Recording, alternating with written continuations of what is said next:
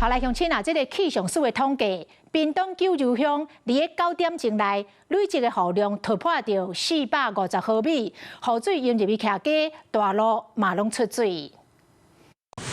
救他！我路面噴水花，一個騎奧多的人摔倒在地邊啊！這個落水看起來袂輸是一條溪，大水位邊的草埔一直流出來。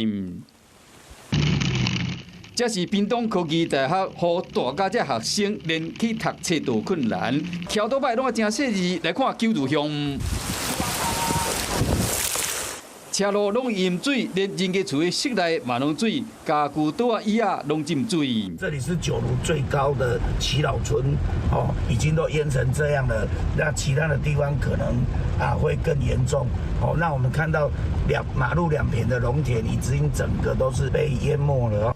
因為美克勒風颱沿台灣東部的外海上北，加上鋒面瓦近，甲西南風增強影響，屏東的大雨就未停。到早起9點為止，屏東縣九如鄉累積的雨量超過457米呢，是全台上濟。那九如爾，林樂鄉嘛浸入水內，淹水已經淹到骹後肚。鄉親只能牽車撩水，已經有車過路。春里鄉大雨嘛是落未停，鄉親嘛講會當停班停課，以保安全。我們今天緊急通報給公所，給鄉長，希望能夠市委能夠停班停課。